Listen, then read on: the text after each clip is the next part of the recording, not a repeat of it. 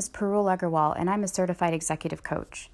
Today, I have both the honor and pleasure of sharing some highlights about what I do in hopes that someone that's listening to this presentation might consider a career in the same line of work.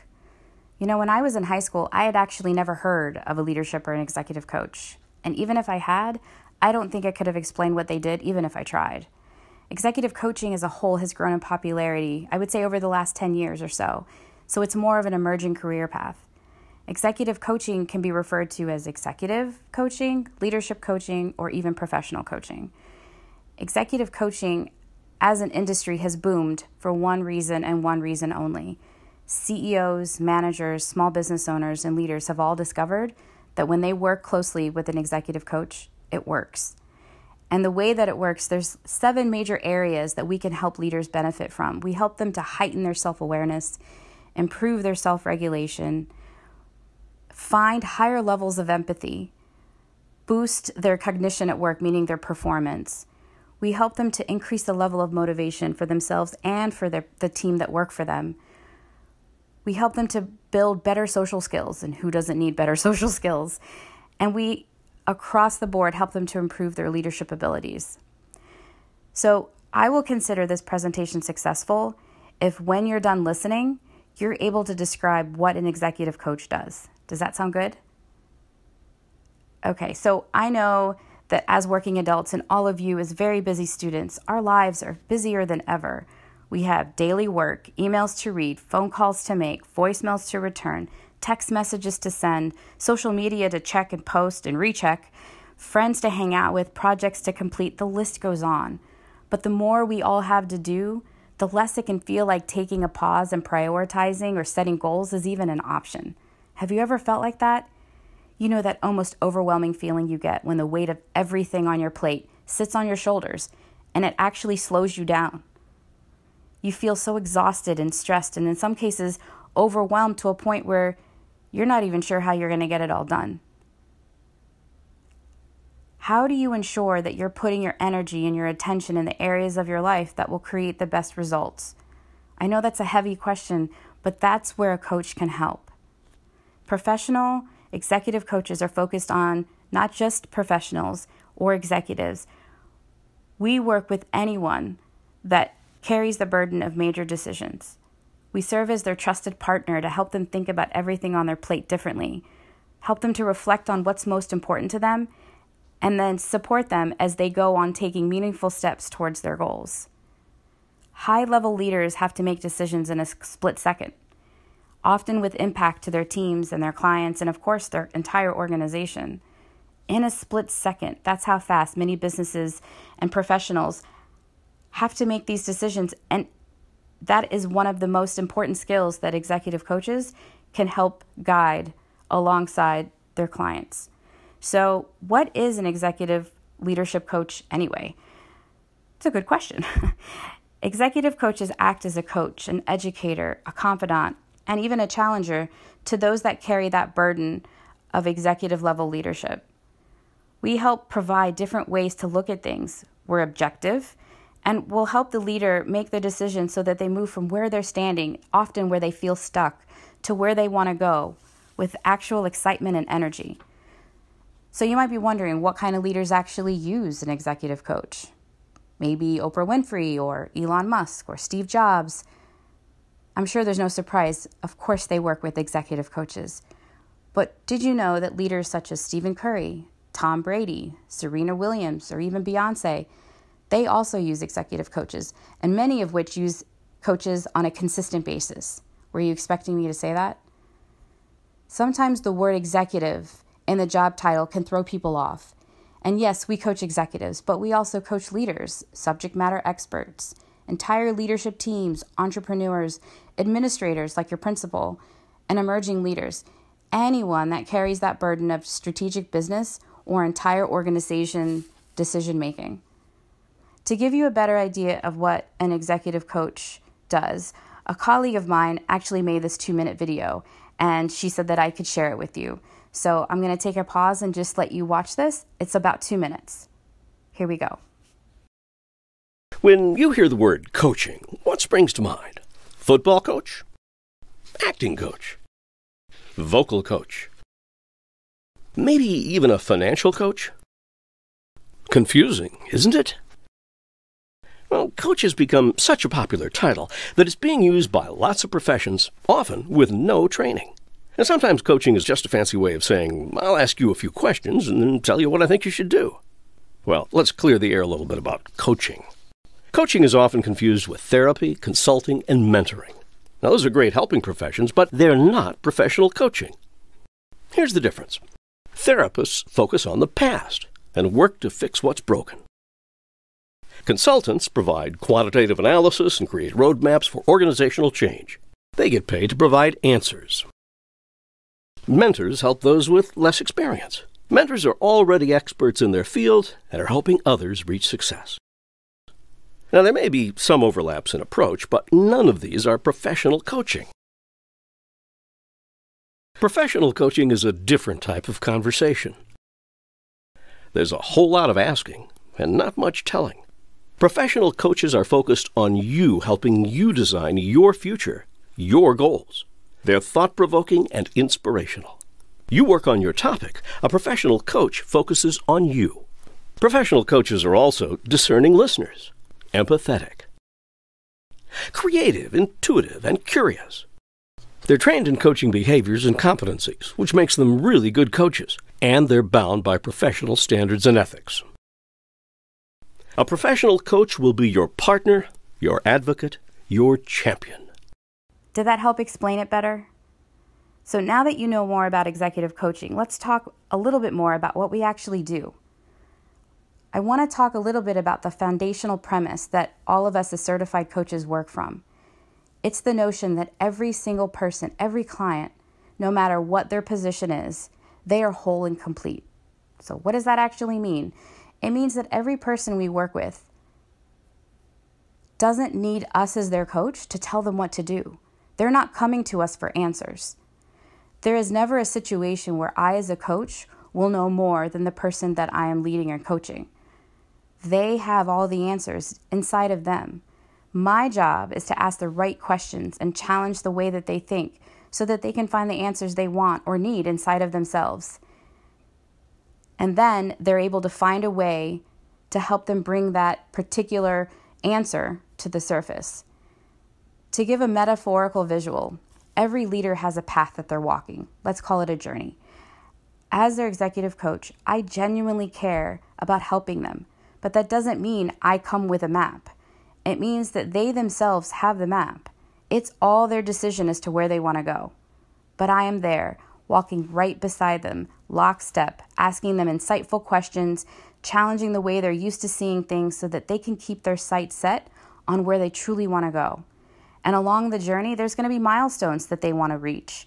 There's going to be aha moments where they experience answers to things that they've been searching for.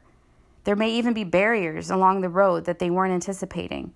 There could be challenges that come that weren't planned for, but that's life. And as a leader, there are often people that are walking right behind them. So it is important not only for them to get to where they want to go, they got to make sure that everyone behind them is able to follow right behind them. So where they decide to go, how they decide to get there, and what success will look like for them often impacts every single person, not just them, but those behind them. That's a lot of burden to carry, and it can be scary sometimes and definitely overwhelming. As their coach, I have the honor of reminding them that they're not alone, that they can be completely honest with me. In fact, honesty is a critical facet of being a coach, and it's truly important if you're going to have a successful coach and client relationship. We're not there to judge. They don't have to worry that I'm going to break their confidence, so they can let their guard down and tell me really what's on their mind or what's troubling them in some way. When they do that, they're able to see the challenge or the opportunity or the goal for what it really is and make the very best decision for themselves. Whether it's a baby step or a huge leap, my job is to keep up with them and cheer for them all along the way, motivating them to keep going, holding them accountable for their commitments, and asking them questions that'll help keep them on track. That is what I do. Does that make sense? Great. So I've done a lot of talking, and I want to give you an opportunity to experience a little bit of what an executive coaching session would look like. I hope you're game, and I hope that you can grab a pencil and a piece of paper for this next exercise. It won't take long. Well, it actually could, but the hope is that you'll get a little bit of a flavor, and you may need to revisit this exercise once we go through this presentation. But I'm going to ask you 10 questions, and I'm going to ask that you dig really deep when you answer them. And don't worry, I'm not going to ask anybody to share. So the great part is this is truly between you and your pencil and your paper. Okay, are you guys ready? All right, here's the first question. What would change your life if you achieved it?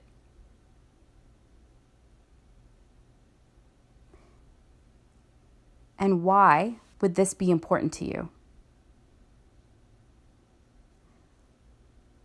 Understanding what it is that would change your life, what's holding you back from going after it?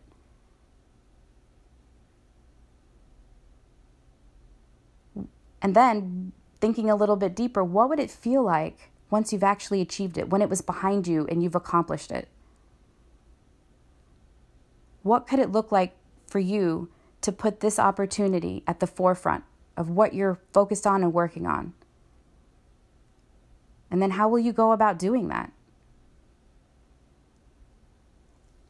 By when will you have accomplished this opportunity, this goal? When will you start working on it? And here's some important questions. What support do you need to accomplish it? And who might you share your plan with that'll help hold you accountable?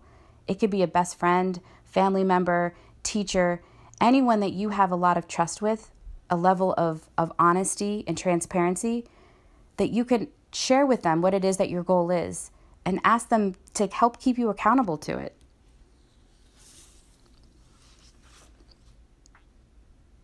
So that is a small example of some of the questions that we go through when we are sitting down with executives. And it may not be what you were expecting, or it might be, but the goal at the end of the day is to show you that I didn't come and ask them questions where I know the answer. I have no idea what success looks like for them. Only they do. My job is to keep asking them questions and digging deeper until they look me in the face and they're like, oh my gosh, that's what I want to do. That's what's been holding me back. Or this is how I'm going to get there. So what would be some key traits of an executive coach? So I've already mentioned being able to have a level of honesty and transparency. But coaches are more successful when we have an understanding of leadership. We've worked with leaders. We understand the dynamics that they're plagued by. We care about what it's like to carry that burden of all the people that work for them. We're insightful. And I don't mean this to sound like I'm complimenting myself. What I mean is that we truly are focused on helping that person. And to do that, we have to be insightful and listen to what it is that they're telling us. We're motivational. We bring energy to people. We don't take it from them. We're effective at communications. It's important that they can hear what we're asking and vice versa, so that we're speaking the same language. We actively listen. It is imperative that to be able to be successful as a coach, you have to be able to listen to what it is that the person is saying or often not saying. We're empathetic. We care about what it is that they want to achieve or what might be actually holding them back. We're their champion. We cheer for them because we want them to be successful. Their success is theirs. It's not ours. But we are there to cheer for them along the way. We're objective in how we think. We don't have I would say, skin in the game, as one might say, because it's their goal, it's their destination. So we don't have to have emotion attached to what it is that we're working on. That helps change the conversation. And again, as I said before, we have to be honest. I have to be able to look at my clients and tell them to their face sometimes things that they don't want to hear. That's part of my job. So now I'm just going to take a quick minute and share with you the educational path I took. Now, every executive coach that you'll ever know or meet or ever work with has a different path, a different story. I just wanted to take a few moments to share mine. I did my undergraduate at James Madison University, and I actually went to school for marketing and communications. I went on to NC State to do my master's in marketing and tourism management. I know, sounds interesting, right? From there, I worked for many years, and then I went to take a course at St. Joe's University, which was called Coaching Leaders Program. Amazing, by the way. And then after that, I actually sat for a 3-hour exam with the International Coaching Federation. It's called the ICF, and they govern all coaches. So to have them give you a stamp of approval, it's not an easy thing to do, but it's important because it speaks to the standards that we as coaches all work really hard to uphold. In terms of my career, as you can see, I've worked for a number of large brands, including Subway World Headquarters. Most recently, I worked for McDonald's for almost 10 years. I've done everything from delivering pizzas to selling diamonds to being a communication strategist and executive coach. My diverse work history not only makes a significant part of who I am professionally, it also gives me almost a toolkit of experiences and vantage points to bring to the table when I work with my clients today. So does that mean that to be a successful executive coach, you have to have worked for the same number of companies? Absolutely not. Every executive coach is different because they have a different background. Every coach has their own unique way of working with their clients. That's what makes them a good fit. So for me, I work best with helping leaders become more aware of their opportunities and how they're perceived. I work really hard to help them become more mindful and thoughtful about how they engage with their employees and engage with their customers. I would say that that's my area of focus. So thank you so much for your time and attention today. I really appreciate the opportunity to share what I do for a living and why I love it so much. I also want to thank Downingtown School District for reaching out to me and asking me to do this, and specifically to Troy for allowing me the opportunity. So as you are finishing today's presentation with me, I'm going to ask that you think about 2 questions. Just 2 questions that relate back to what it is that I do every day with my clients, and today, you are my client. What view do you want to see 5 years from now? And what steps, however small, do you need to take to make sure you get there? Thank you.